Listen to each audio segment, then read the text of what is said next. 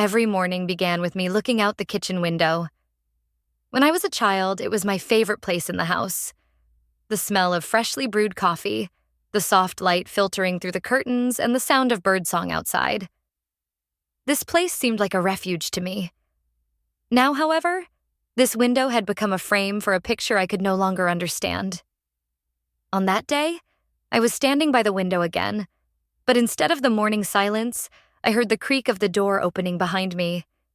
It was him, Mr. Garrett, our neighbor, a man I had grown accustomed to calling almost a family member. He had always seemed an integral part of our lives, helping Mom with repairs, picking me up from school, and after Mom's death, he became something of a support for us. Or at least I thought so. "Jenny, you left your keys in the car." His voice sounded soft, almost caring, but there was something wrong. Lately, I had begun to notice that his care was too insistent. His gazes lingered too long, and his touches to the shoulder or arm became a little more personal than I wanted.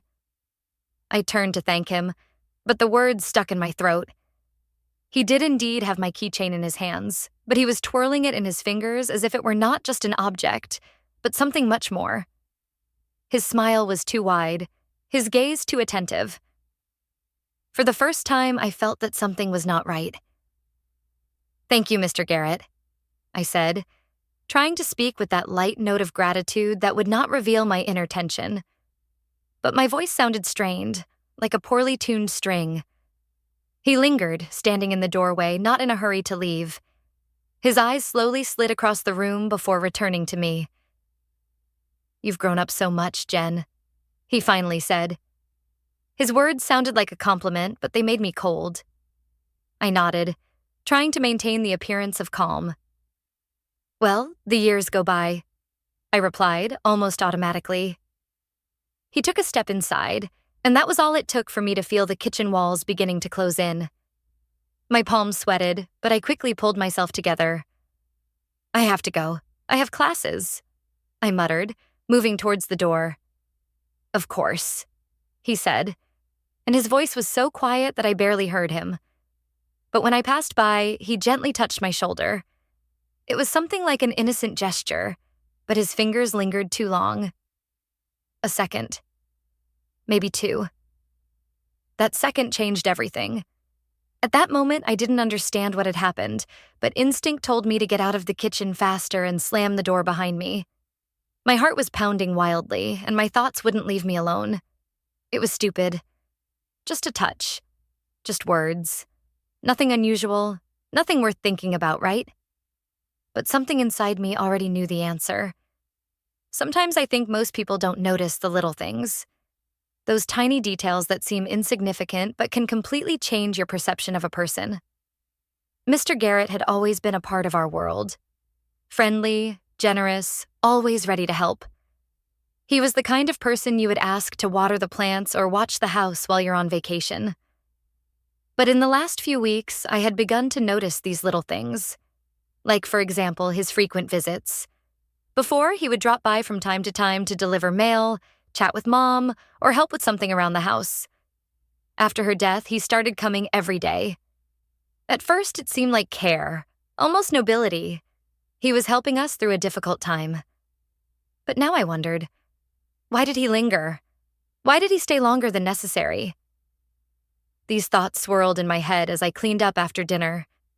My younger sister, Lisa, was playing in her room, and I was trying to focus on household chores to distract myself from the vague feeling of anxiety.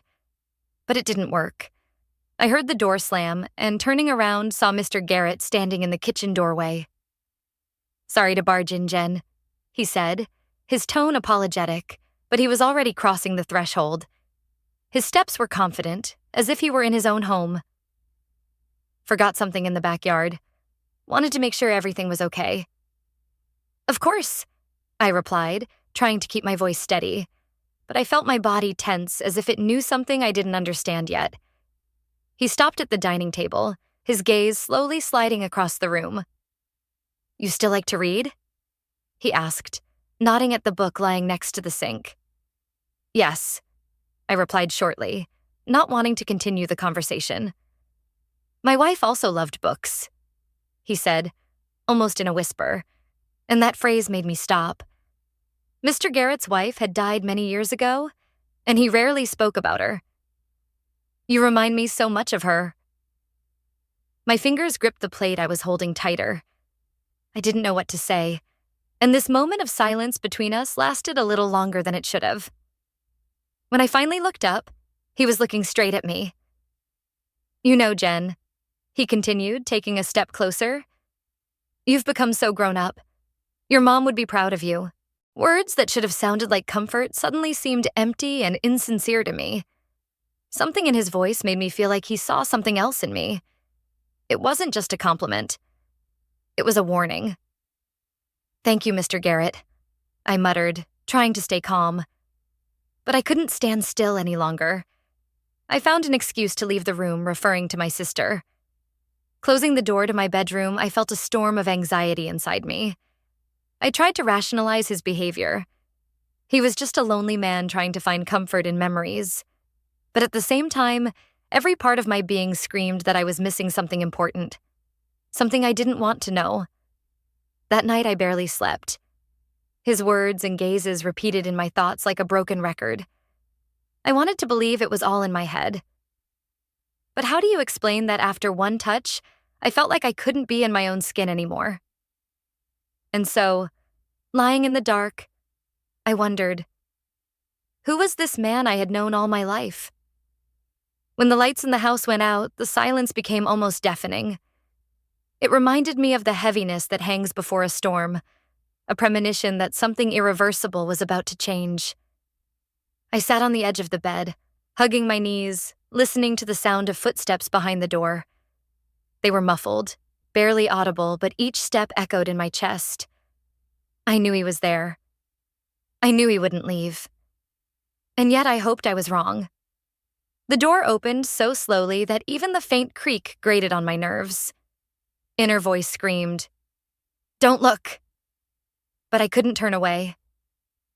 He entered with the same confidence as always, as if it were his right, as if he had access to every corner of this house and my life. You're not asleep? His voice was soft, almost kind, but I felt the tension behind that gentleness. No, I forced out, trying to seem indifferent. My voice trembled, and he noticed. I saw how his lips curled into a half smile, barely noticeable, but clear enough for my heart to sink. He sat on the edge of the bed, too close. My personal world, this little bedroom that had seemed like my only refuge, suddenly felt cramped and suffocating. I felt my shoulders tense, but I couldn't make myself move away. His presence, his shadow stretching across the floor, filled the entire space. You've grown up so much, he said, as if it were a compliment. But his words made me want to disappear, dissolve into the air. He shouldn't have spoken like that. It was unnatural, wrong. I felt him touch my shoulder. His hand was warm, but the touch burned, as if I were standing on the edge of an abyss. My brain screamed at me to do something, but my body remained motionless, as if paralyzed. I just wanted to make sure you're okay, he added, his voice sincere, but his hand remained on my shoulder too long. A second. 2. An eternity. Yes, I'm fine, I muttered, trying to sound confident, but the words came out soft, almost a whisper. He leaned closer, and I felt his breath nearby. Time seemed to stop. Inside me, fear, confusion, and anger battled. How could he do this? Why couldn't I stop him? Tears welled up in my eyes, but I held them back, not letting myself cry. I knew that if I showed weakness, he would take advantage of it. When he got up, leaving me in tense silence, I felt cold. I didn't know how to explain this feeling, but I understood one thing. This man, whom I had known all my life, would never be the same to me again. That night marked the beginning of something I was afraid to acknowledge, something that changed me forever. The next morning, I woke up feeling like all the events of the previous night had been a nightmare. But every detail, the sound of his footsteps, his voice, his touches, was too clear, too real to deceive myself. My brain tried to hide behind a veil of doubts. Maybe I'm exaggerating. Maybe he didn't mean any harm. But my heart knew the truth. I got out of bed and went to the bathroom, barely moving my feet. The mirror above the sink reflected a tired face, pale and lost. I looked at myself as if at a stranger. Who was this girl who did nothing? Who allowed this to happen? The eyes, usually bright, now seemed empty, as if everything I had ever known about myself had been drained from them. The sound of the cabinet door in the kitchen made me jump. I knew it was him. My fingers clung to the edge of the sink as I tried to pull myself together. He shouldn't see that I was broken. When I entered the kitchen, Mr. Garrett was already pouring himself coffee, his movements familiar and relaxed. There was no trace of the tension I was experiencing on his face. He turned to me with the same smile I had seen 1,000 times before, but now it seemed like a mask to me. "Good morning, Jen," he said, as if nothing had happened. "Good morning," I replied, trying to speak evenly, but my voice still trembled. I turned away, heading to the fridge to hide my face. I was afraid he would see my tears or my hatred. "How did you sleep?" he asked, his voice soft, almost caring, but it sent a chill down my spine. "Good," I forced out, not even turning around. I opened the fridge and began aimlessly sorting through its contents, just to avoid meeting his gaze. He came closer. I felt it by the change in the air, by the scent of his cologne filling the space. My breathing became shallow, almost ragged, but I forced myself not to move. "You know, Jen?" he said, leaning closer. His voice became softer, more intimate. "You and I are like family now. We have to support each other." I didn't respond. My heart was pounding so loudly that I thought he could hear it. I felt his hand touch my shoulder again. This time, I couldn't hold back. I straightened up, stepping back, and turned sharply. "I have to go," I said quickly, almost shouting before rushing out of the kitchen. I didn't look back. My body was shaking, but inside me, something new was stirring. A faint spark of anger. The days that followed blurred into one continuous streak. I avoided him as much as I could.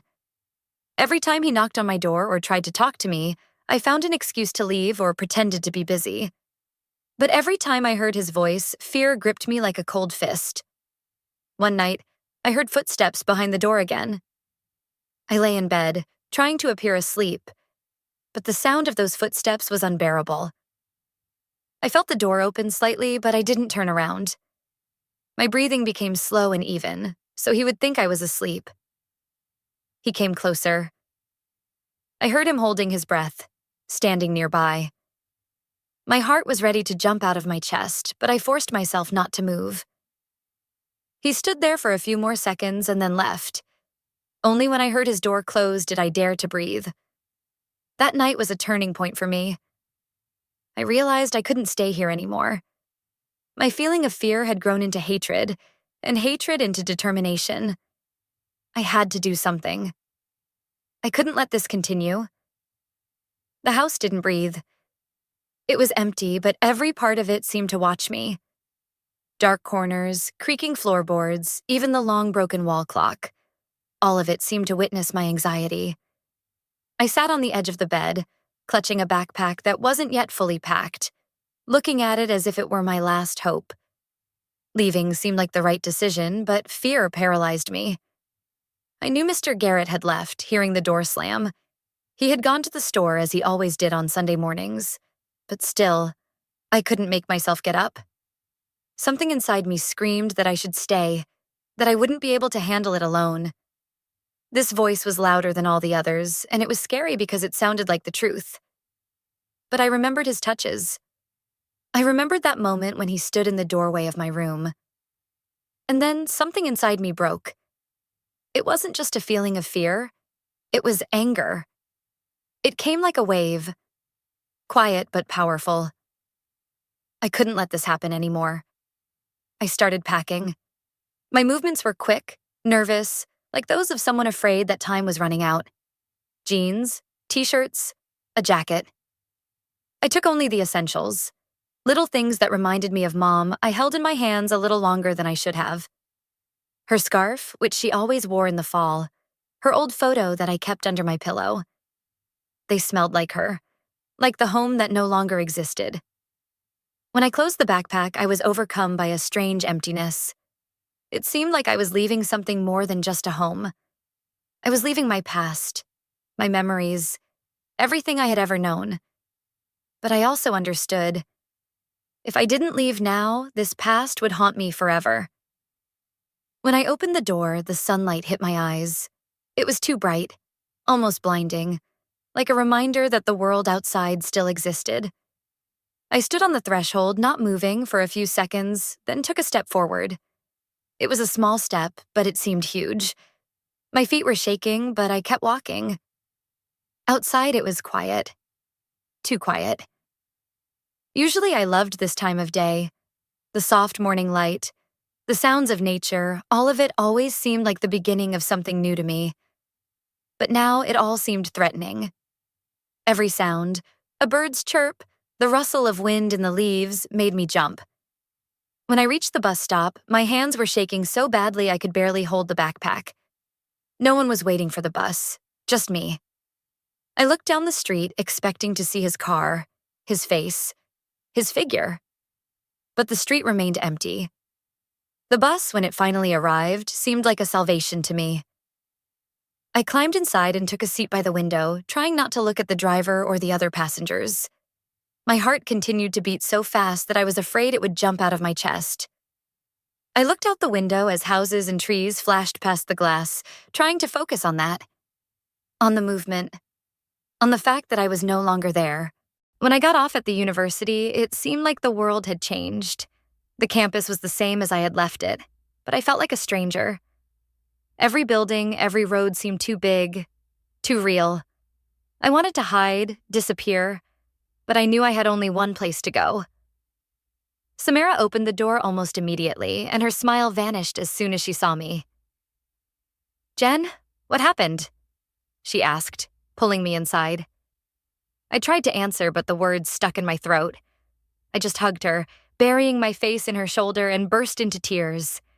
These were tears I had held back for too long. They flowed freely, almost unstoppably, washing away everything I had tried to hide. Samara didn't say anything. She just held me. Her embrace was warm, real, and at that moment I felt safe for the first time in a long time. That night was the beginning of something new. I didn't know how to tell her the truth. I didn't know how to explain everything that had happened. But I knew one thing. I was no longer alone. I had a chance at a new life. And I was going to take it. This thought gave me strength. I was no longer that girl who was afraid of every sound in the hallway. I had become someone who could fight. And even though this was just the beginning, I knew that for the first time in a long time, I was on the right path. The first morning in Samara's room greeted me with soft light filtering through thin curtains. There was something comforting about it. Light, warmth, and her quiet presence. For a moment, I allowed myself to feel calm, but it was just a moment. As soon as I remembered why I was here, a wave of anxiety washed over me. "Good morning." Her voice was soft, almost a whisper. I propped myself up on my elbow, trying to sort out my thoughts. "Good morning," I replied, but my throat was dry and my voice was hoarse. Samara turned to me with a cup of tea in her hands. "I made you some tea. I knew you needed something soothing." Her gaze was soft, but there was concern in it. She was waiting for me to say something. I took the cup and clasped it in my hands, enjoying the warmth.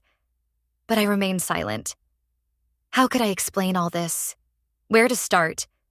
And how to tell her that I had run away not just from home, but from the very nightmare that had left scars on my soul? Samara didn't push. She just sat next to me, giving me space and time. There was something incredibly comforting about that. But I knew that sooner or later I would have to start talking. Silence could never be the solution.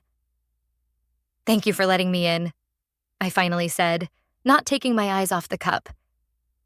"You know you can always count on me." Her voice was so sincere that I felt something tighten inside me. For some reason, her kindness only intensified my pain. Why was she so kind when I was so broken? Samara, I began, but the words stuck. I fell silent again, feeling tears roll down my cheeks. This time it wasn't loud sobbing, but a quiet, uncontrollable stream. I just don't know what to do. You can start by telling me. Her voice was soft but firm. You're not alone, Jen. I'm here. It was hard. I felt like every phrase, every word I uttered became like a knife cutting into my flesh. I told her everything, starting from the moment I first felt that something was wrong, and ending with the night I ran away. I tried not to go into details, but Samara listened silently, her eyes expressing a mix of anger, pain, and compassion. When I finished, the room fell silent.